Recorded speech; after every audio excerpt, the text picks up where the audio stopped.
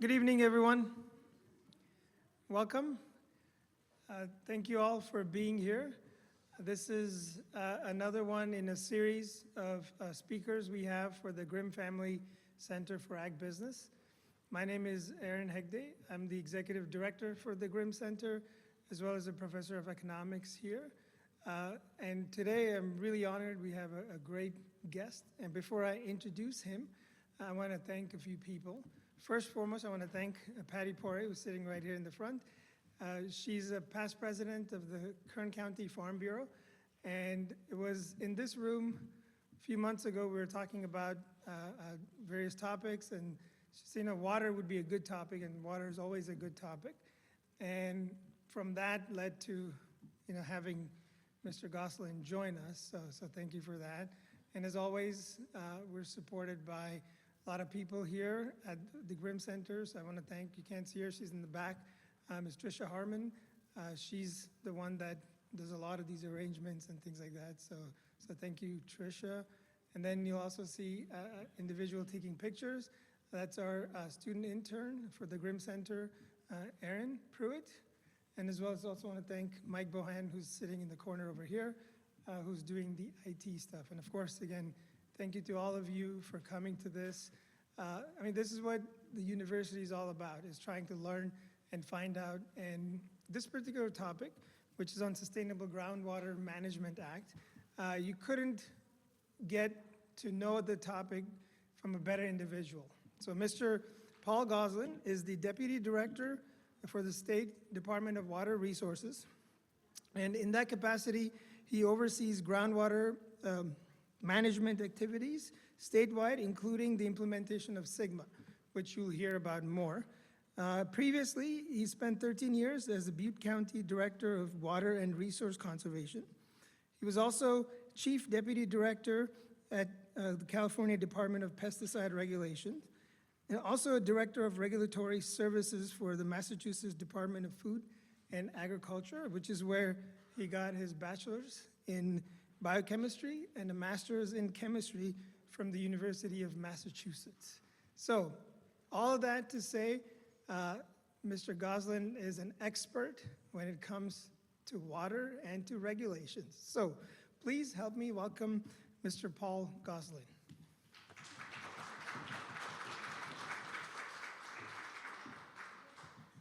Thank you. I will say there is no one's an expert on water. We're all kind of learning as we're going. And so, as you probably hear, I am originally from Massachusetts, so this accent isn't from Chico, where I do live and still live up in Butte County. So it is great to be here on campus and down in Bakersfield. It is exciting times with groundwater management, and so I have the device. So I'm going to go through sort of an overview of what the Sustainable Groundwater Management Act is intended to do and the structure of it, which is fairly unique for state law, and kind of where we're at currently. We're 10 years into implementation of the act and kind of where it's going. It's a 20-year implementation horizon. I will say, as part of when I was with Butte County, I've been with the Department of Water Resources in my capacity now for just over 2.5 years. When I was with Butte County, I was on the other side. I was managing a local agency that was subject to SGMA, trying to do, as you'll hear, groundwater sustainability plans in 3 basins in the county. So I'm coming to the state a local perspective of sort of the reality on the ground as to how the law works and sort of the reality trying to implement that locally. Big button? No? I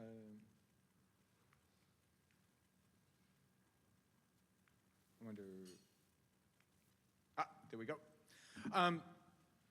So to begin, water typically doesn't move very fast, policies in law, and it goes slowly. And so in 1914, they passed one major water law that set up the surface water rights system in 1914, and it only dealt with surface water. Eventually, it came and developed into the State Water Resources Control Board that controls surface water rights. And at the time, the legislature was going to include groundwater and managing groundwater. And they decided, no, it's getting too complicated. We'll deal with that next session, 1914. So 100 years later, they got around to it and finally passed a statewide law that managed groundwater on a statewide basis. There was a lot of groundwater management that had been going on around the state locally, but there wasn't a statewide overarching law that governed how groundwater should be managed on a statewide basis. We were among, and it's pointed out, the last state in the western United States to have a statewide groundwater law. But as I get through it, even though we're the last, I think we probably have the best model and the one that's actually going to work. So I'm very confident as to what we put there, and it's kind of remarkable that it somewhat did get done. So what caused it to change? And it does take, it went from, in January of 2014 to September, the governor came out in his budget and talked about putting some staff in the State Water Resources Control Board to go down into basins that had groundwater problems. We call it overdraft, where you're taking more water out than what's going in, and taking over the basin under a law, Constitution and the law about water being in the public trust. But Governor Brown at the time said he didn't want to do that. He wanted a local solution where locals would manage it with state oversight. So there was a lot of scrambling from January to September to enact the law. It was probably the swiftest and broadest passage of a legislation that I think anybody has ever seen. But it was really driven by that drought. Some of you will remember there was a large number of thousands of domestic wells that went dry. Subsidence was really increasing. So there was a real need to get a handle on this. So the law was enacted in 2014. So the law was signed into law in 2014. And so there was a lot of discussions as to where would this occur. Is it going to be on a county basis? Are we going to set up new areas on basins? And so out of convenience, and I think rightfully so, they looked at existing basins as they were defined by the Department of Water Resources, going back to the 50s in what's called Bulletin 118, the groundwater conditions. So these were established basins. So it was kind of a good fit. So there was 515 basins statewide. And then under another program that was enacted in 2009, there was a prioritization that the department did on basins, and it was based upon like how many wells are there, how much ag acreage, the density of the population, and how much groundwater use was there. So it was identifying those basins where groundwater was really, really important. Not that there was a problem, and I was in one of my basins was high priority, and I knew what the criteria was, but it came out high, and I was like, hi, what are they talking about? I was like, no, it just means it's important. They're not saying we have a problem. So there are 94 high and medium priority basins that are subject to the law. It actually turned out kind of novel and good because these 94 basins account for 96 to 98% of all the groundwater pumped in the state. So it's kind of like, yeah, this is where the action's happening. And then of that 94, the law required us to identify basins that are in critical overdraft, the ones that have the most out-of-balance basins, and there are 21 of the 94 that are critically overdrafted. And again, they account for almost 2/3 of the groundwater pumped. So these are interesting little structures that I'll explain. When the law was structured, the governor and the legislature made it clear what they wanted to do was have a unique process where the decisions and management of groundwater management would be locally driven, not dictated by the state. And typically, when the state enacts laws and regulations, it'll be very prescriptive from the top down about what local agencies or industries would have to do. This was somewhat different where there was sort of a broader framework, but a lot of the decisions are going to be made locally about how they're going to set up their governance structure, What choices are they going to make on what projects and actions and achieve sustainability, and how they're going to manage the basin, all locally driven. What was covered with that is the balance was there had to be some rules established by the state on how they go about their business, and some oversight by the state. And there was a kind of decision made between two major water agencies, the Department of Water Resources, which mostly had been doing planning and groundwater monitoring, and then the State Water Resources Control Board, which is a very strong enforcement regulatory arm, dealing with water rights, water quality. So it was decided that the department, because of our relationship with local agencies and understanding basins and groundwater, we would play the predominant role in setting regulations and doing oversights of basins, that making sure they're on track, they're staying within the law and the regulations, and also providing assistance, because groundwater sustainability agencies, it's called GSAs, these are the agencies locally that are going to carry out the sustainability. And again, the law was broad on who could be a groundwater sustainability agency, and it was any agency, any public agency, not a private company, that has water supply, water management, or land use authority. So that's all water districts, irrigation districts, municipalities, counties, but it was voluntary. But all that was required, that all the basins needed to have coverage, total coverage by one or more of those agencies. And then the law said they can form however they want. They can stay separate, or they can band together under what's called the Joint Powers Authority or a Memorandum of Understanding, or the law said anything else they decide that fits. So it was very broad. So the groundwater sustainability agencies are at the core locally to carry out the local program. We provide assistance, regulatory guidance, and oversight, and then and what the Act did require is there was a lot of triggers, that if any of those triggers or deadlines weren't met, this is where the State Water Resources Control Board would come in and start to take away local control until issues are resolved, and to bring it back. So it's an interesting structure between two agencies. And what's also important is that little bubble around it, the stakeholders.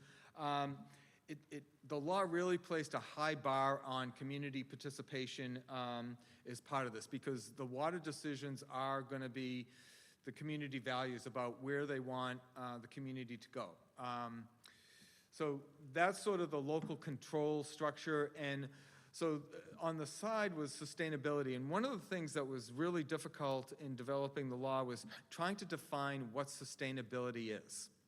And what was novel is the law defined not what sustainability is, but what you wanted to avoid.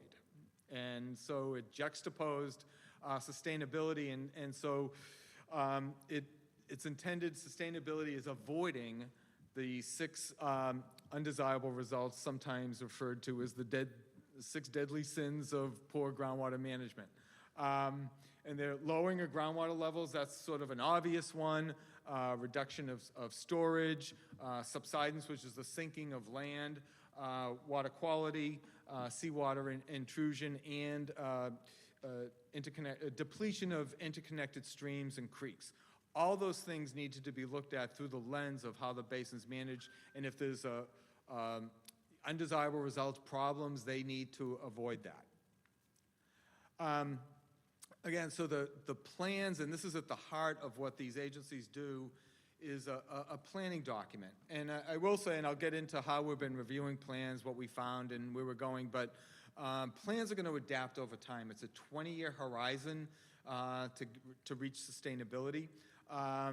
And so the plans include where the basin is, a lot of administrative information, but also a lot of technical scientific information. These plans are well over 1,000 pages with data analysis, modeling tools, and that's the what, where the basin is, understanding how the groundwater conditions are, doing projections out to the future, incorporating growth, climate change, to looking at what basins are going to be 50 years out.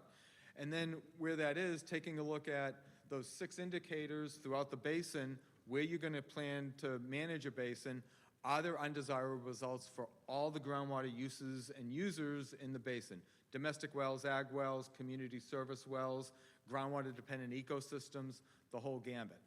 And then really achieving sustainability is doing project and management actions. That could be largely recharge projects, bringing water into the basin, and demand management. It's almost not too different than managing your checkbook. If you're out of balance, it's either like you need to get some extra money, maybe a side job, or maybe cut back on Starbucks and some other side spending. It's a very similar type of calculus. I do want to say, like, one of the things that was really interesting about the law and thing about, huge law with a lot of triggers and it goes into place, it's actually somewhat working. Even the deadline in 2017 that all basins had to be covered by one or more GSAs was actually met. Pretty much every deadline, every requirement since the law was enacted has been met, which is somewhat remarkable. We've had over, I think it's well beyond 250 now of agencies that have been formed covering all the basins. So it was quite a remarkable feat. And I'll say from Butte County and the 3 basins, each one of those basins had a different governance structure that reflected sort of the local dynamics and characteristics of the basin, which to me was surprising and not surprising, but it really showed why this law was important, having local control and having local agencies really reflect what the needs and desires are of local people. So again, plans coming through, the initial submission we had coming in, I'll get to the next one, coming in. So the critically overdrafted basins, those 21 critically overdrafted basins, had to get their plans in by 2020 of January. Again, the law went into place in 2014, so there was agency formation and grants were issued. Not a lot of time to put these plans together, but they all got them in. The law also allowed, besides having more than one agency in a basin, it did allow more than one plan per basin under certain conditions. One is they use the same data and same methodology, and 2, they're dealing with the basin as a total, not an individual component of the basin. So we had, from the 21 basins, we had 46 groundwater plans submitted. Obviously, there's multiple plans and basins, and they all came in. For the non-critically overdrafted basin, they had till 2022, and there were 63 basins, and one basin had multiple plans, so they all came in with one plan. And they all had different levels of issues they had to deal with, some severe and some kind of minor. But in the 9 alternative, the law did allow that if a basin could demonstrate that they've been managing their groundwater for at least a decade and had been sustaining it and monitoring it in an equivalent way to what the law requires, they could submit an alternative. And there were 9 basins that got approved as an alternative plan, and we reviewed them for consistency every 5 years. So out of the basins we reviewed, we've approved 71 basins. And I will caveat this: when we approve a basin plan, I kind of view it as a conditional approval, because no plan's going to look the same way when we approve it to what it's going to look like in 2040 and 2042. When we reviewed plans, we wanted to make sure, and I'll get into this, that what's called the sustainable management criteria is on track and conforms with the law. There's a lot of issues with plans that we've had approved. They may have problems with their water budgets, or their monitoring may not be up to snuff, or other things. So when we approve basins, we also tell them about these corrective actions we want them to take care of, but it's something we'd work through over time. And again, we do have 13 basins now that are deemed incomplete, and what that means is when we do the initial review of plans, we may find a deficiency or a problem in a plan that precludes our approval. They're kind of pretty significant, something we don't want to wait for their 5-year periodic update. We need them to, kind of resolve them now. So under the regulations, when we do have deficiencies, we give basins 6 months to resolve those deficiencies and resubmit and hopefully get to approval. And these basins are in that position right now. They have till some April and then some till June to reply. And what we do in the meantime is we open up consultation with them and explain what we found. We won't tell them what they should do, and we don't pre-approve what their choices are, but we really want to guide them and get them in the right direction to resolve those deficiencies and get to approval and keep local. But in cases where, after the 6 months they resubmit, we review. If we do find that, one or more of the deficiencies was not adequately resolved, this is where the process with the state board comes in. We can deem the basin inadequate, and this is where the jurisdiction of oversight goes from the Department of Water Resources, hands off, and they go under the jurisdiction of the State Water Resources Control Board. Strange facet of the law. Again, this was all new, so it was kind of an interesting process with these inadequate determinations, which was coming up on 2 years ago when these determinations came out. So these are currently under the jurisdiction of the State Water Resources Control Board, and what happens is for them to, they go through a process where their staff will evaluate the basin, and they'll do it in a different way than we did. When we evaluate basins, we reviewed the plans as it was submitted at the time. And usually by the time we have 2 years to review. So by the time we complete a review, that plan's been implemented and is being implemented for almost 2 years and probably has had changes going on. So, but going to the board, they will look more contemporary as to what's going on, and what they would need to do is to, the board would have to hold a hearing and potentially place a basin in what's called probation. And what that does is it immediately causes the imposition of fees on groundwater pumpers to cover the board costs until such time the issues are resolved before the board. But the law does allow the board to bring in other issues beyond what the Department of Water Resources found to resolve. And then if after at least a year goes by and issues are still not resolved, the board could take another step, and this gets into really taking away local control, is they can impose an interim plan. And what an interim plan is, the boards would be trying to bring the basin into sustainability, and really the only tools the board would have would be to limit pumping. Something nobody wants, and I'll say, it's been real apparent that groundwater sustainability is not going to happen with the state doing the things we do. It has to happen locally. So this isn't a process anybody is really happy about for the long-term sustainability. So coming up, the first one that's going to go through the process, Tulare Lake, the board has scheduled a hearing to consider placing the basin into probation on April 16th. There's an extensive staff report you can view on the board's website. And then they have a schedule to bring other basins into probation. The board staff will come out with a staff report, and that's out for comment, and it goes from there.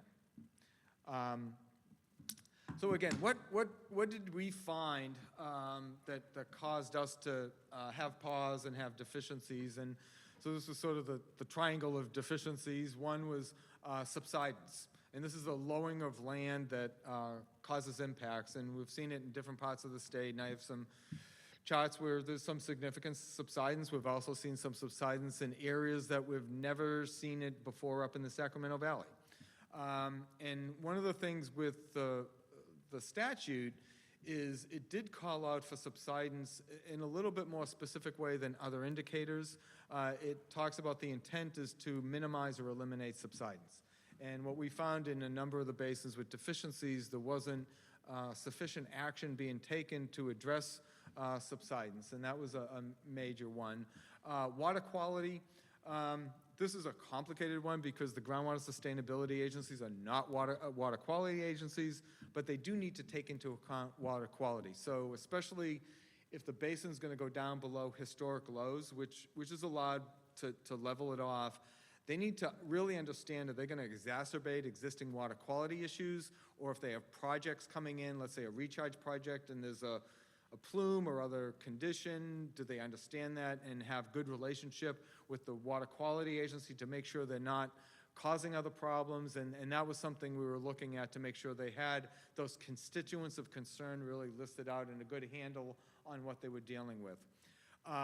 Drinking water impacts was another major one that came out and actually resulted us in developing guidance for agencies on how to address drinking water, where the basins were going to go down and potentially result in hundreds of thousands of wells going dry, and in some cases there really wasn't any response to what was going to happen to these hundreds of wells that were going to go dry. And we were posing the question is, do you think or not think that that's an undesirable result? Fair question.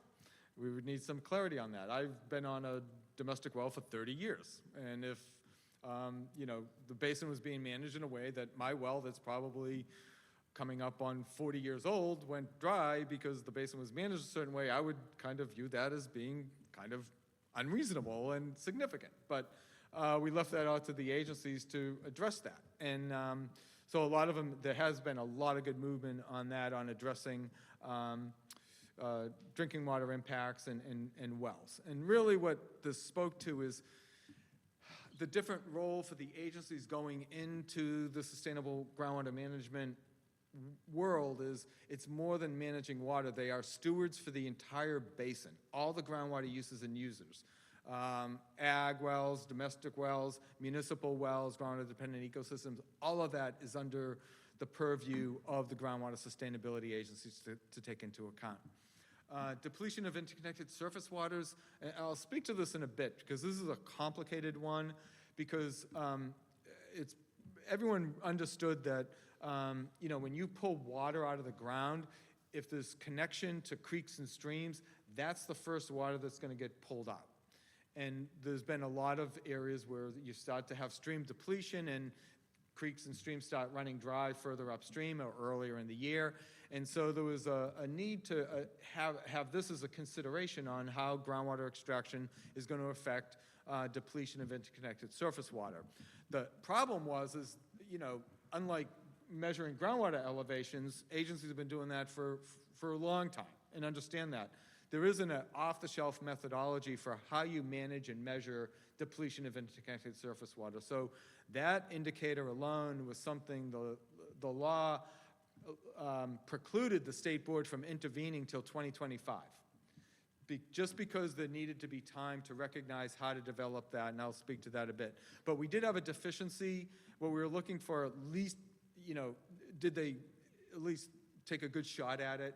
Did they identify creeks and streams that were interconnected, do a reasonable job? Did they identify, you know, what groundwater dependent ecosystems or what ecosystems may be apparent, and then some methodology on measuring. A lot of agencies use shallow wells, but all identified as this is a huge data gap we need to work on. If they did that, we'd be like, okay, we'll get to you later, but we need those as a minimum, just to be reasonable knowing what's going on. And then for those multiple basins that had more than one plan, a number of them had issues with not using the same data and same methodology. So it makes it really unclear to us as to how the basin in its totality are going to be managed if there's different water budgets, different models, and different parts of the basin being used. Can't be apples and oranges. All right, busy regulatory slide. I had always hated using this in presentations because it's just kind of swirly. But I used to come out, you know, last couple of years talking about those plan reviews. We've finished the review of all the plans that were due to be submitted in by 2022. So the initial plan reviews are done.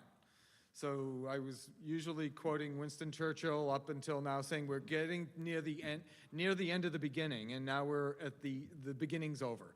Now we're in this middle phase.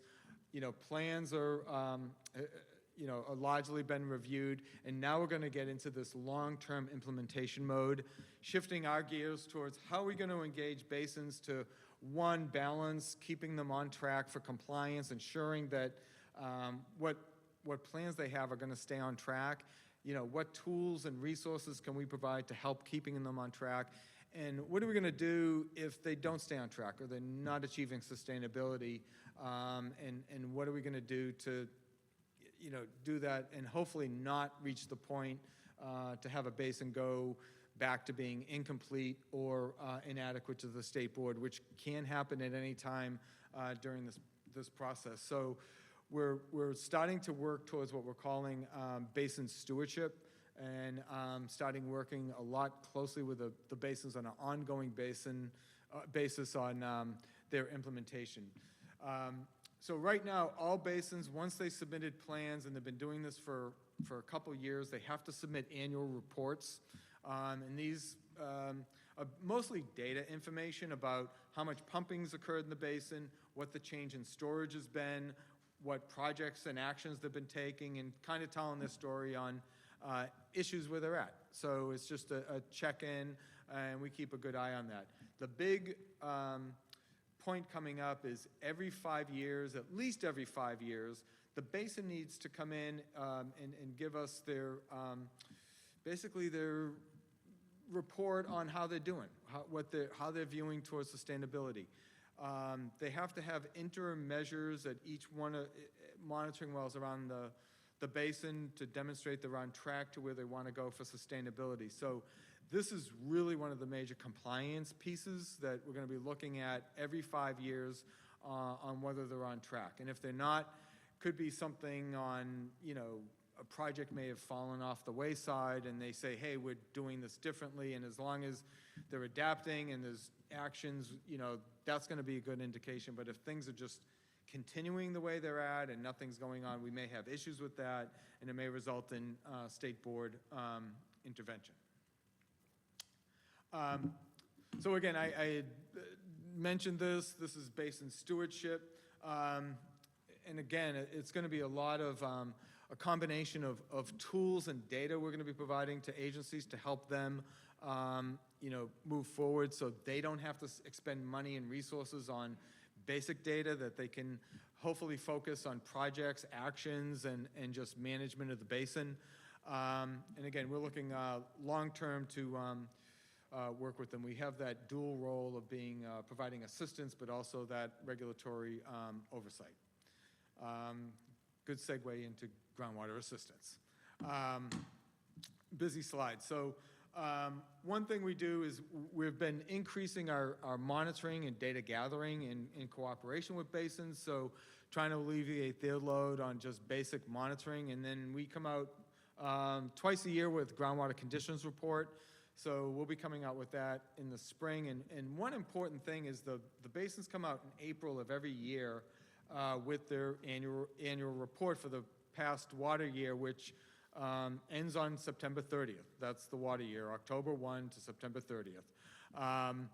So one thing they do have is change in storage. And this is important because it actually gives us an indication about how much recharge occurred in the basin and how much extraction. So we want to see what that change in storage was from this past year that ended September 30th, 2023, that massive year last year. It'll be interesting to see. I will say that the 2 previous years, statewide, there was a loss of storage of about 15 million acre feet for the past 2 years. So hopefully this next report will show hopefully a market improvement. INSAR land subsidence data and the upper map kind of shows that. And what this is satellite imaging of the Earth's surface. So as the Earth's surface shrinks from subsidence, the satellites will pick that up, and it can pick it up into under an inch sort of displacement. So very accurate. And we're coming out with data on subsidence on a quarterly basis, and it's viewable, it's open data, and you can go locally into certain areas. And you can see down southern San Joaquin Valley, we have had a pretty significant bowl of subsidence. And then you can see some of those green patches up in the Sac Valley, which had just occurred probably within the last under decade. So it's kind of important. So having this data is a good data source. Land use data, which is real important for managing changes in land use. So we've been coming out probably a year lag on land use data. And then last slide had sort of a helicopter with a big hoop under it. That's what, it's a geophysical method called airborne electromagnetic method. And think about like when you go into the doctor's office, they'll do MRI on you, and they don't do exploratory surgery anymore. What they'll do is they'll do magnetic resonance or other things. Same technology.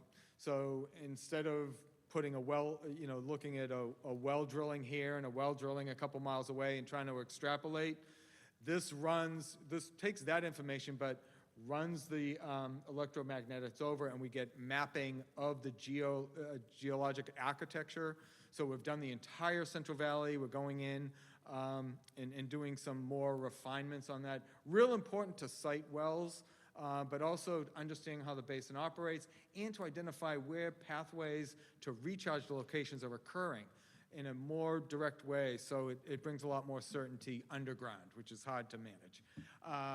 And again, all this data, if you want to have some interesting stuff, go to the website. The data's all there. We'll put it in a real usable format to make it accessible to everybody. Money, one of the things that has been important and a good blessing timing-wise was money. Grants had come out early, and I know for the basins I'd worked in at the time and a lot of basins, having implementation to develop the plans was huge. And then just with the availability of general fund and other bond funds, that's upwards of almost $400 million that we've awarded the last number of years. And so even basins that are under state board jurisdiction, the critically overdrafted basin 2 years ago got $7.6 million each for implementation. They still have that. They can implement that and encouraged to do so. I will point out the last award we went, and this is the end of the grant availability. We had $187 million left. We had upwards of $800 million in requests. And that's probably just scratching the surface of what the need is out there for managing sustainably. So that poses a problem. There's no more grant money left unless there's a future water bond, which really places a lot of the burden back on local agencies who do have broad fee authority, and those are challenging too, just structure-wise. So funding is becoming more and more of a challenge and issue statewide. There are some basins that don't have the economy of scale to charge their constituents to fund even basically keeping the lights on functioning in their agency, let alone doing projects and management actions. So this is high on the our radar as well as the legislature. There was a joint hearing last week, and the legislature was very focused on the financial capacity of agencies to carry out what they intended to do. We also have a number of other very important assistance programs. One is facilitation. And again, these are things that the groundwater sustainability agencies just put in an application to us. They don't need to do a formal application, like a competitive application. It's services we provide. So we have facilitation. There's a laundry list of the types. Some of it was on setting up your governance structure, doing that in the public setting with a good facilitator, or running advisory committee meetings, or even there were some disputes within basins occasionally, some growing. And so facilitators will help manage that conversation and hopefully avoid things getting really off track. Translation services, we provided written translation services for many years. Last year we did a pilot for verbal translation services that worked out very well, and we got the funding to do that. So agencies can request verbal translation services, and we help arrange that. And then the regional offices throughout the state, that the department has. So these are department staff who are local in the community, and they're points of contact, and they're real good eyes and ears, local perspective for us to keep track of how basins are going. And again, so that's sort of the lay of the land, and again, there's a lot of work ahead for basins to improve some of their plans, address data gaps and other things, but guidance is also going to be a game changer for how these plans are going to adapt. So as I mentioned, interconnected surface waters is a major one, and what we decided to do with that, in typical government fashion, you'll develop a guidance document, you'll work in-house, maybe you'll check with people, and then you'll launch sort of something out. This being somewhat of a new, complicated topic, we decided to start issuing topic papers over the next few months, and we just issued the first one, I think, last week. And it was basically the compilation of the science and data and on what interconnected surface waters are and what the science and references are as a scientific document. We're next going to produce, in a couple months, methodologies and different approaches on how you model and measure and monitor for interconnected surface water. And again, there's a range of opportunities to do that. And then the last piece was, okay, with concept and now with concepts on how you manage and measure, how are you going to manage that to avoid having depletion of your interconnected surface water? Inevitably, what this is going to result in, if there are depletions, if there are interconnections, and pumping is inevitably going to affect that depletion, there's going to have to be management and controls on dealing with depletion. So again, this is going to cause either more projects or management actions in addition to what's already on the table, which is pretty considerable.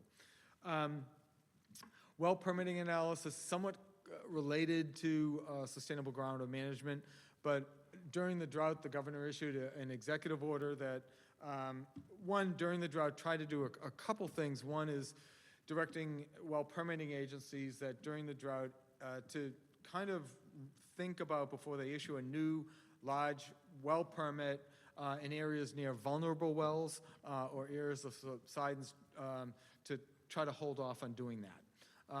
And then it also set up a mechanism for the Groundwater Sustainability Agency and the Well Permitting Agency to talk to each other and share information about what's in the plan, knowing what permits are going on and that sort.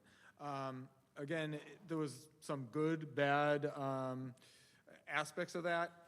Again, it was an executive order, not a real good fit for the long term, so there was some legislation proposed on that, and we decided and messaged that it was kind of premature to do legislation, and so what we decided to do was to analyze how that was working and what issues were related with well permitting and how they affect interfering of wells and subsidence, and we're due to release that report and recommendations in March. Subsidence, again, this was something that in most cases, there's been some instances where there's been a lot of good work on subsidence, but by and large, there has not. And one thing that we are going to do, we're not going to do a guidance document, we're going to do a best management practice, and that's sort of inside baseball. It's a higher level, it's going to lead potentially to a regulation. Again, because subsidence, the law directs that we minimize or eliminate subsidence. So we're going to be a little bit more directive on what we expect for that. And the immediacy for subsidence is probably greater than dry wells, because even if you stop the extraction that's causing the subsidence in the land to sink, right now, that subsidence is going to continue for probably decades in the future. Think about your racing down the road at 100 miles an hour and you hit the brakes, you're not just going to stop there, you're going to be skidding for a while. So even if we stop the subsidence now, which is causing upwards of a couple $2 billion with a B of infrastructure damage to conveyance facilities that public agents, those who all pay into public agencies are going to have to pay for, and it's affecting water supply delivery. So that surface water that's getting impacted is also being caused by subsidence, and it's really needs to be addressed sooner than later. Water marketing recommendations. Now, I didn't talk too much about allocations, but a lot of agencies know they are going to need to limit how much groundwater is extracted out of basins to achieve their sustainability.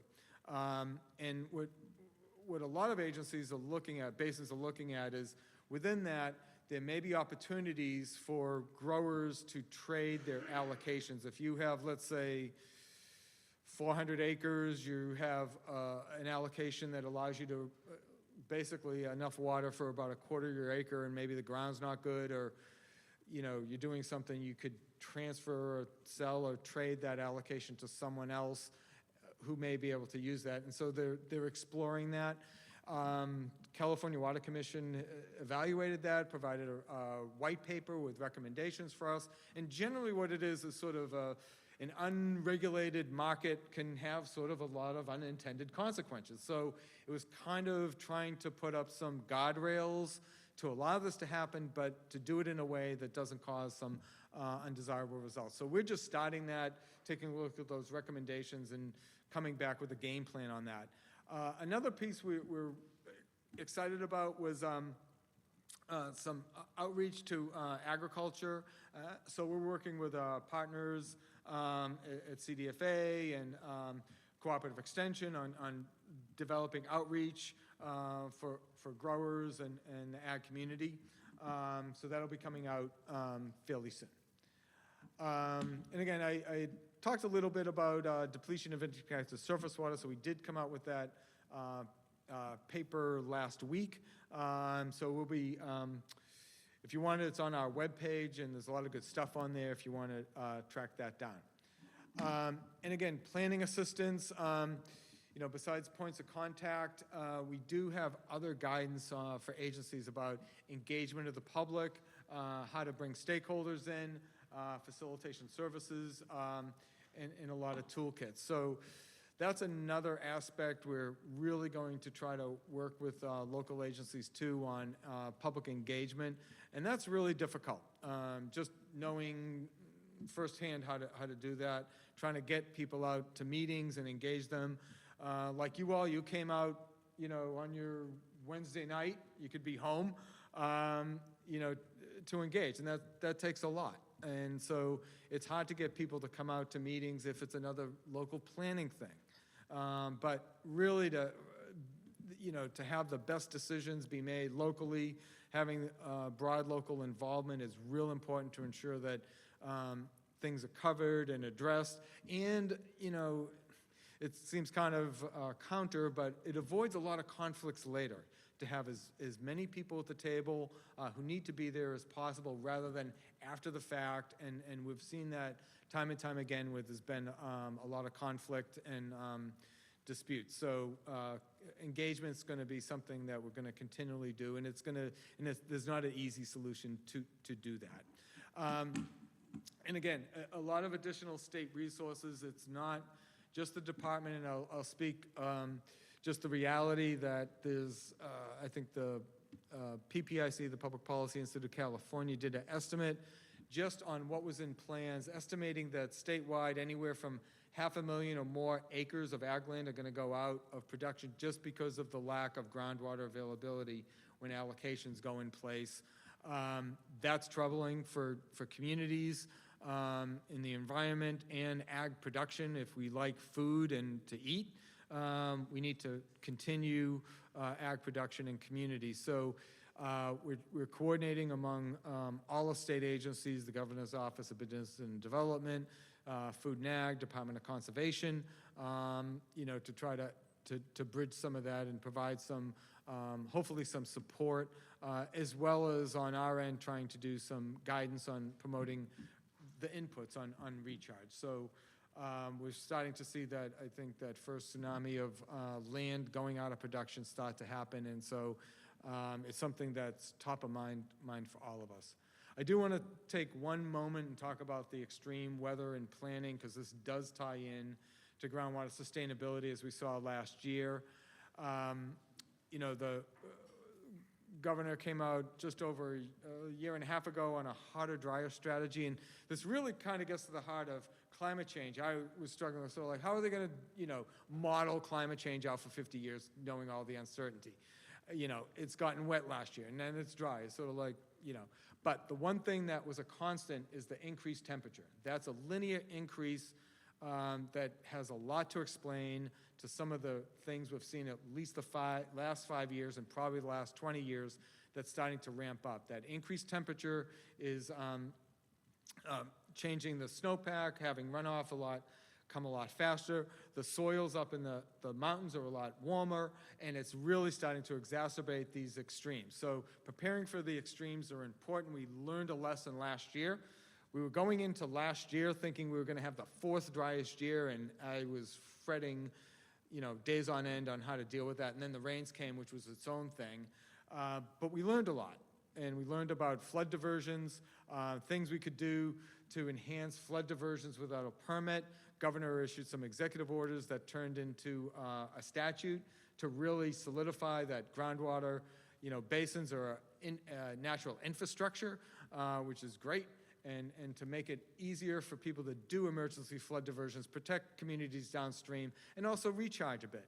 But really at the heart is streamlining permit through the State Water Resources Board's permit process.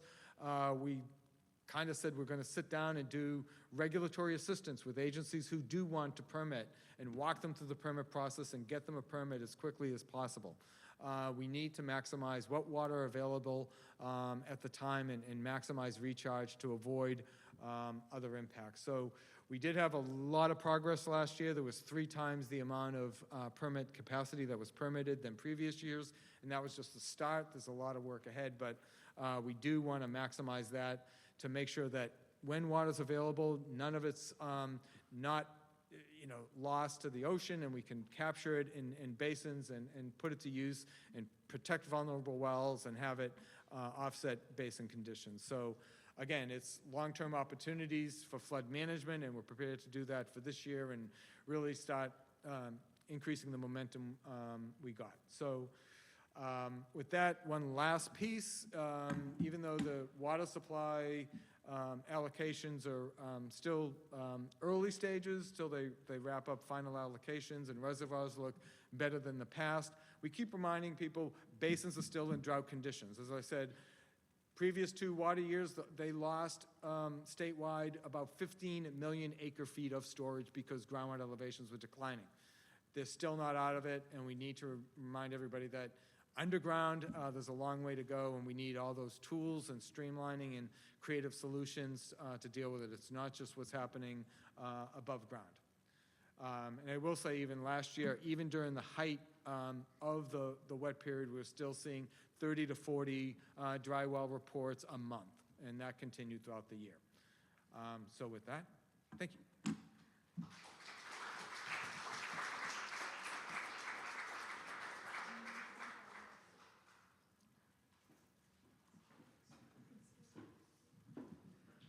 Thank you, Paul. So as you can imagine, this is a pretty heavy topic with a lot of information. This probably was a quick run through the topic. So if you have any questions, this is a chance. And I will have the couple other folks who just joined the panel introduce themselves. Obviously, it matters a lot to people doing farming and things, but obviously it also should matter to everybody that's here. So I'll start with a question. What do you think that those of us who are not farming can do to help with the process, and in addition to understanding it, what role can we play? If you want to introduce yourself, and then please. Okay, my name is Patty Prey. I was as Aaron had mentioned, I was just termed out as the president of the Kern County Farm Bureau, and I was the executive director for the Kern Groundwater Authority, which was the largest GSA in the state of California, and I just retired from that as well. The reason I really think it's great as you students is, first of all, you're in ag business. You are in an agricultural community. Having you engage now is actually going to be beneficial as we move through the process, as you saw from the presentation by Paul, that it is got till 2040, and the actual horizon is all the way to 2070. And it is to manage our aquifers, our groundwater that's located underneath and Kern is a critically overdrafted basin. We are currently about 400,000 acre feet in overdraft. So as we move forward through this process, we're going to, as Paul had mentioned, we're going to balance the checkbook. So we're going to have to balance our demand of water and our water supplies that we receive. So all of us use water. We use it in our homes. We use it everywhere we go. So all of us are really have to start working together because it's all of us.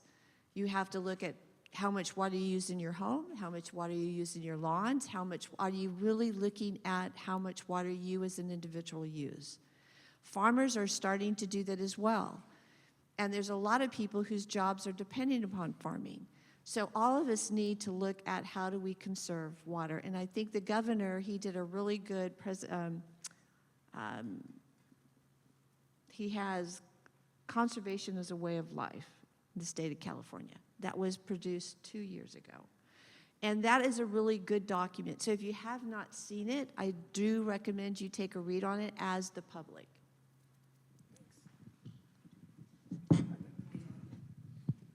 It's on. Hi, Dan Waterhouse here. My wife and I are the fourth generation to own and operate our nearly 4,000 acre farm here near Wasco. Fifth generation after graduating college, unfortunately not from here, sorry guys, but they came back and they're on the farm now full-time too. I am president of the Semi-Tropic Water Storage Groundwater District, largest groundwater district in Kern County. I'm also president of the Kern Groundwater Authority, the largest GSA in the county. Been on the front lines of SGMA implementation since 2015, but before that, we understood that we had overdraft and we were working on programs to deal with that. And Semi-Tropic Water is the largest groundwater bank for Metropolitan Water District and for Santa Clara area. So, and we have a kind of a multi-benefit project that farmers kind of benefit and the citizens in those areas get dependency for dry year water supply, which is quite important. I want to thank you for being engaged here as young people, like Patty mentioned. Super important. Farming has changed a lot. Regardless of what people tell you, I don't know the number exactly, but over 90% of California's farms are owned by family farmers. And you can be assured that there's going to be great careers coming forward in this business, whether it be in water or farming, and it's getting more technical, more regulatory in nature, and you are well needed. Thank you for that. Does anybody have any questions for the panel? There are 2 microphones set up, so please go ahead. Thank you so much. It was very informative. I couldn't help but noticing that there was on your plan with what was it called, GSPs, the groundwater sustainability plans, that the area around Bakersfield and most of Kern County were determined inadequate.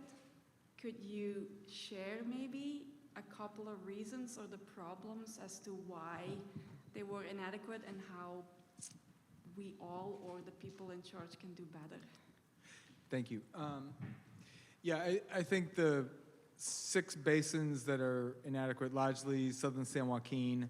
One, Kern, the deficiencies, Patty will correct me if I'm off track, because I've read 94 basin plans, but one was not using the same data, same methodology. So, there's 8 plans now in the basin?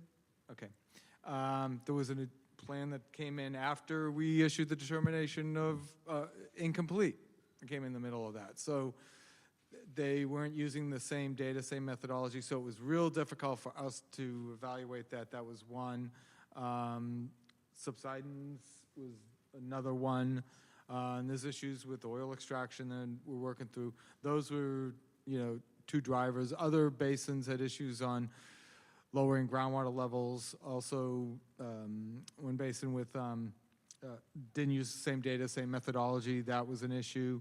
And subsidence and groundwater levels. So that triangle of deficiencies were largely the drivers. One or more of those were the drivers for the inadequate. So they got 6 months to reply. We got it, we reviewed, and still found that it wasn't there. There were, out of the critically overdrafted, there were originally 12 basins that were incomplete. So half of them did address deficiencies and got to a point of approval with recommended corrective action. So it wasn't, a dead end, and it really was our desire, again, that we do not want basins to go to the board, and neither does the board, because that's not, you're not going to get sustainability without having locals just carrying through, so. Anybody else want to add to that? Mr. Juarez? Yeah, Mr. Paul pretty much, our issues had more to do with lack of coordination, using the same, what's the word I'm looking for? Yeah, data and methodologies. And since that time, there's been a pretty constructive effort here in the sub-basin to do some more work, engaging some different consultants. And I'd say right now, it looks like we're on track to introduce a new GSP to the State Water Board this summer, which will largely influence the probationary hearing that Kern County this Kern sub-basin will have in January of '25. Right. Okay, any other questions? Please use the mic over there. Feel free. It's just because we're recording, so it would be nice.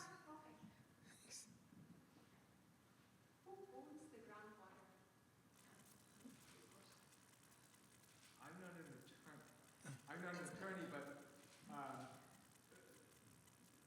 the water that's in the state constitution is in the public trust.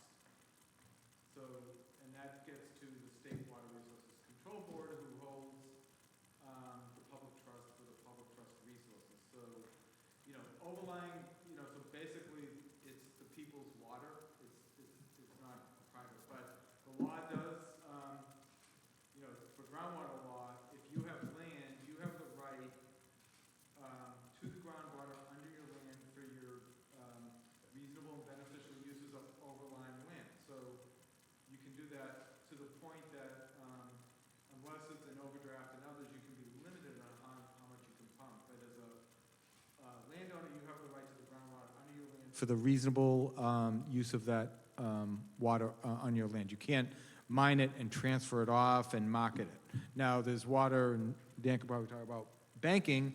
That's actually not groundwater.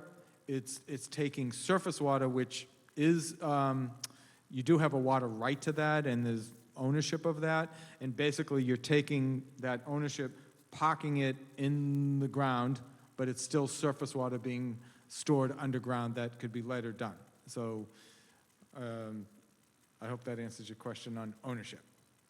But basically, water is held in public trust. Okay. I think I have a whole series of questions about it because who decides, like if groundwater is owned by the landowner and they are supposed to use it for reasonable use, then who decides what's reasonable use? There is also the question of if it is public trust, then in which situations and under what conditions the public gets to have a say about the use of groundwater. Does the public know how much groundwater there is, how much is being used, for what purposes? What is the role of powerful companies in banking water, storing water, restoring water? Obviously, one would think that they would be vested because they would need the water, and so would the community. But Yeah, this for me is an interesting part Yeah. of the puzzle. So, again, when this initially was going to be started, Governor Brown at the time was invoking the public trust doctrine in his budget and put 10 positions in the State Water Resources Control Board as a proposal to go in and basically take over management of basins that were critically overdrafted under public trust doctrine of the state. But said he didn't want to do that. He wanted to create this structure, which is what we got. And that's where the local agencies are making the decision how to manage the basin sustainably. And it's a local decision. And that's why there was so much emphasis, and there's a major component of the plan about how you're engaging the public. Because the public has to be involved in these decisions. Again, they're all public agencies making these decisions locally, not private companies. And they have to do it in open public forums and through Brown Act and votes and all the data that they develop that are part of their plan are all publicly displayed. We have it all up on our portal. That's all available. And that gets into what water's available, how much is pumped, and what the overdraft is, and what their plans are for addressing that. So the main emphasis of this law was a lot of transparency, probably a lot more than had ever been done before. And that's the only way you're going to have real good informed decisions. Thank you. Any other questions? I saw somebody here. My question's for Dan. Could you explain, I'd like for you to unpack something that you said and explain the Metropolitan Water District and Santa Clara, because I think I understand what you're saying, but maybe the students don't, in terms of that is water that's not staying here.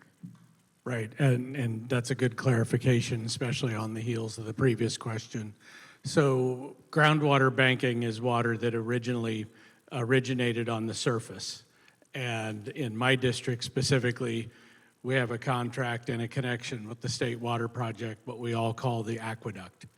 So our district has 3 conveyance pipes or canals that come off of the aqueduct. And on years where Metropolitan Water District, which has a large allocation in the State Water Project, Santa Clara has a large allocation in the State Water Project, and on years when they can't use all of the surface water that is allocated to them, they have a contract with us to take that surface water and store it in the groundwater basin for them to ask us to extract for them later. That is correct. Okay, thank you. Yep. That is my hand up there. Yeah, go ahead.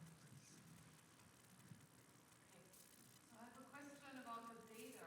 So you said that local agencies are allowed to obtain the whole data, make their management plan. And you know, management plans that are good and trusted, they rely on good data. So how do you make sure that the agencies are not kind of cheating on the data? And it's especially concerning when you say, oh, some agencies have multiple plans for the same area and it's maybe different methodology, but maybe there's on purpose some other things going on, because water is life, but water is also money. So how do you control that this is not happening? One is through our regulations, we actually identified data sources we would provide as sort of a standard, including a couple groundwater models that are in the public domain that we provide to agencies to use. They can use other data if they have it, but we do review that, and we have a pretty good handle on, you know, like you say, if data's some kind of suspect. But I think really for most basins, what they're facing is a lot of data gaps, because the Act, you know, really set a pretty good standard for getting a very good handle on basin conditions, how the basin operates, which is very complicated in pretty much every basin. So that's what we're, you know, pulling together the data and tools that we have to provide to local agencies as sort of a consistent best available data set to rely on. So, and we're going to be doing more of that. And again, the subsidence data is a good case in point where people would say, like, we don't know, but now we know, and it's all out for the public, for everyone to see on a quarterly basis, and they can track, you know, the change in rate of subsidence in a clear way. Similar with groundwater elevations, we're going to go out twice a year and throughout the state, and we're targeting going out monthly and producing data. All of this is on the data library, and if you go to Cal Groundwater Live, if you want to write that down, search that out. All this data has been presented in, I think, a very usable, readable format. You can pull how many well permits have been issued over certain times, different locations, dry wells that have been reported over time. So all of this is out in the public domain.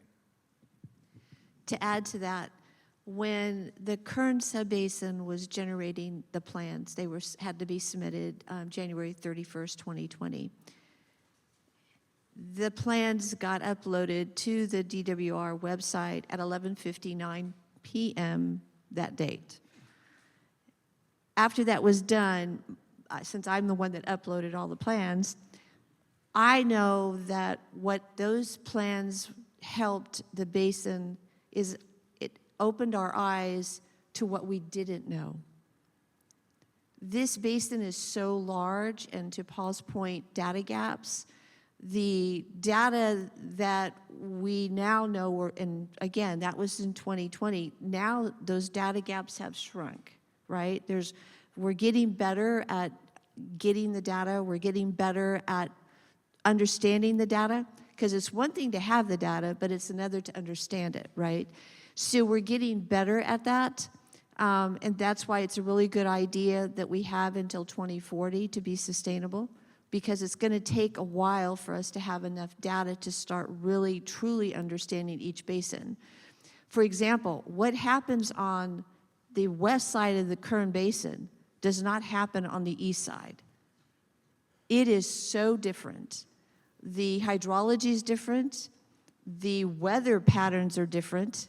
I know for us, if you know, those of you who've been born and raised here in Kern, you could drive a mile and it's raining one place and it's not raining in the other place.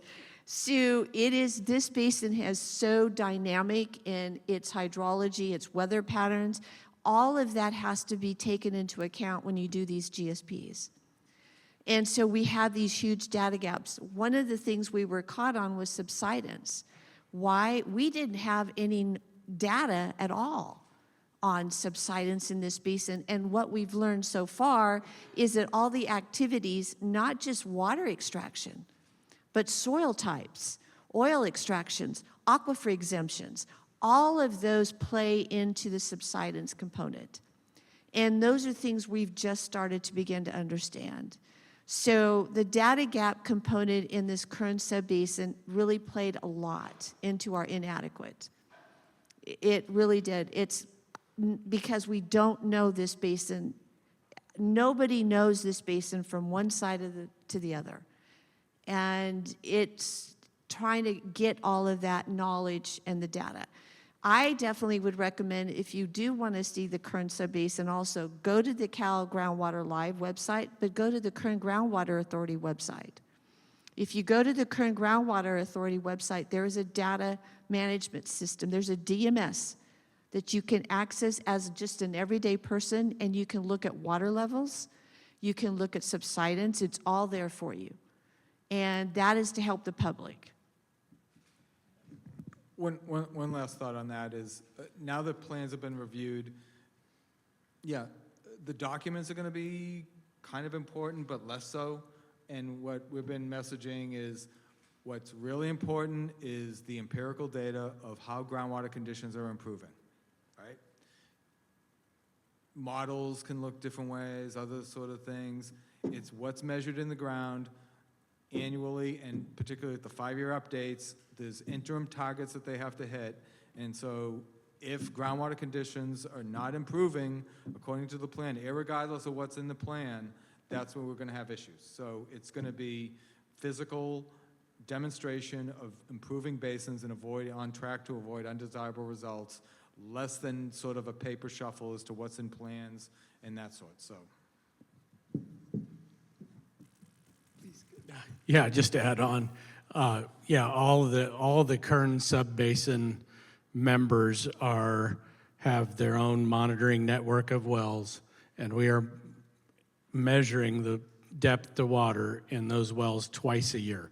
And that reporting you can find in the Kern DMS, and it's out there for the public to review. Thanks. Any other questions? Yes, please go ahead over there.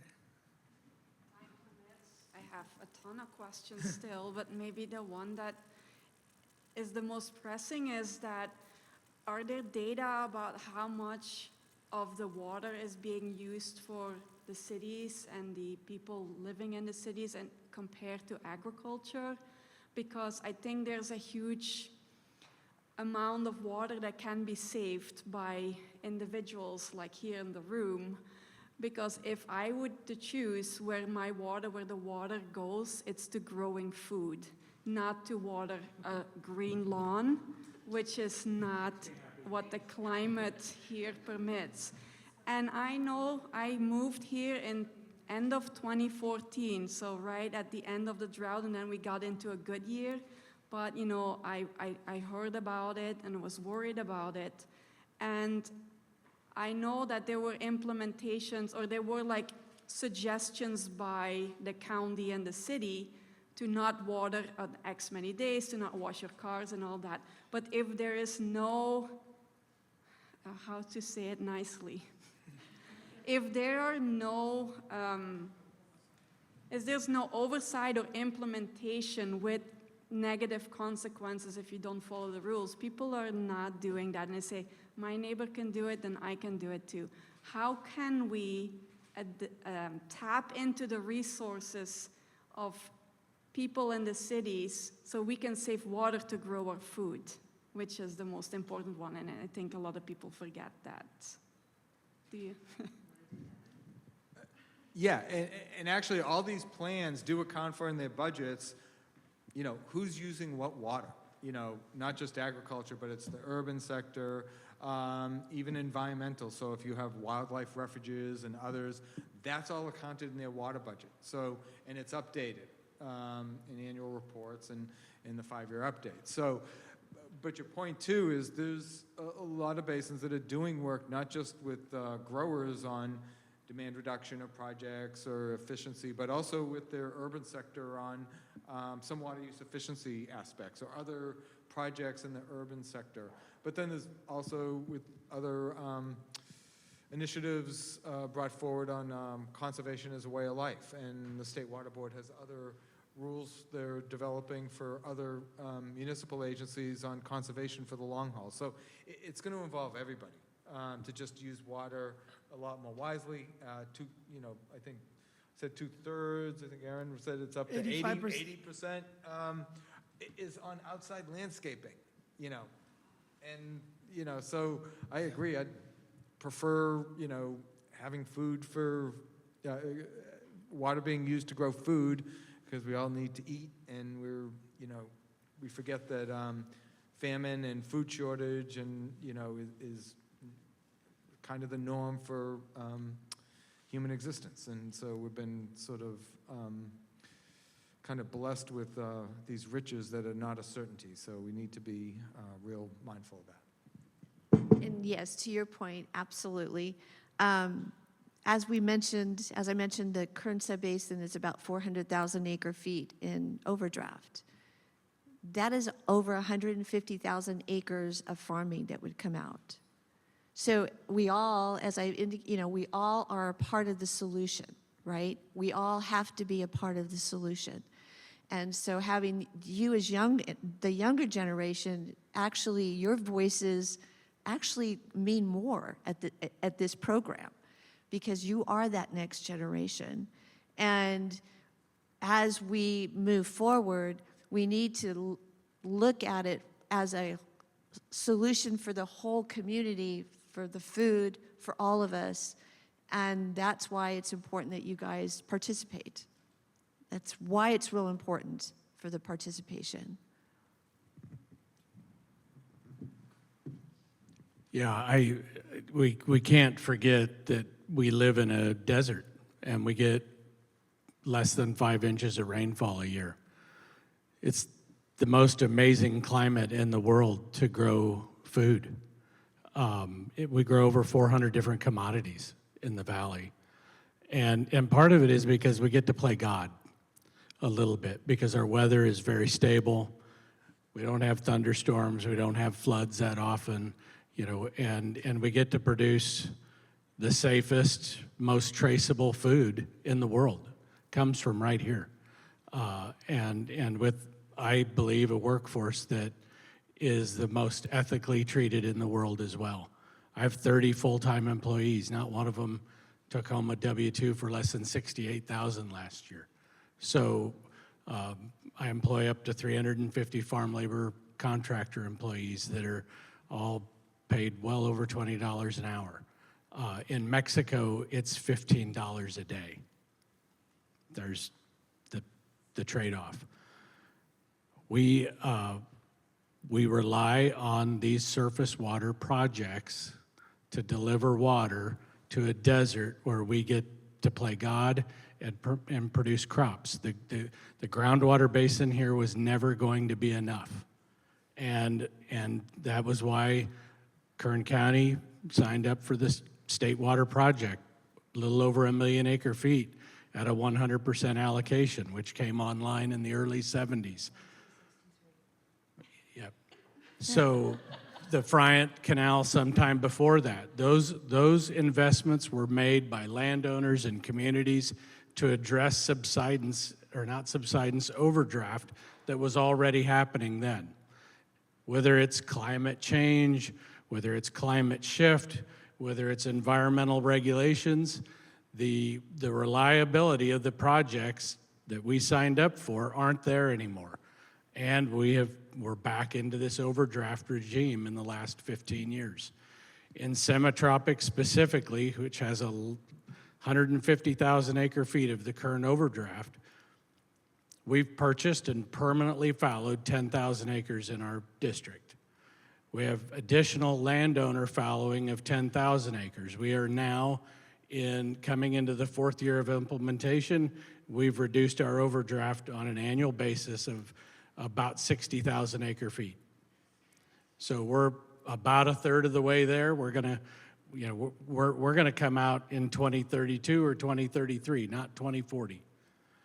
And every farmer I know is spending millions of dollars in efficiency improvements to produce more crop with less drop. And in my semi-tropic farm, I made it my goal to see how far I could go, and I'm already at sustainability at 2040. Thank you. I want to be mindful of the time, and I know people probably have a lot of questions, but I just want to thank all of you for being here, especially Mr. Goslin. Really appreciate it. I know he's got to drive back up to Sacramento, I think, right? I'm going to go power. Okay. He's got a long drive either way. So I want to be mindful of that. So again, thank all of you for coming here. And you know the resources were there. If you want more information on the resources, you can reach out to us. We have your emails and we can send you the information. And also thank you to Patty and to Dan. It's a very complicated issue, and people have strong feelings about it because water is essential. So I want to thank the guests. If you could give them a round of applause, please. And I want to thank the students for taking time out of there. And if you saw people leave, it's because class is also at 7, so they probably have to go to classes. I want to thank my faculty colleagues who are here, and also my dean who's here. So really appreciate all of you. And if you didn't get a chance to get some brownies and cookies, they're back there. And there's a lot left over. So Trisha, our support for the Grimm Center, she has some boxes there. So please take some brownies and cookies home. We also have water in case you got thirsty listening to all this water, and lemonade. So just a couple of plugs. The next speaker series is on March 20th, and it'll be a panel on wine. So hopefully you'll be able to join us then. And then the last one for the spring semester is on April 24th. It will be a talk on Basque agriculture. So look for those, and thank you for coming. Thank you all for being here, and we hope to see you the next time. So thank you all.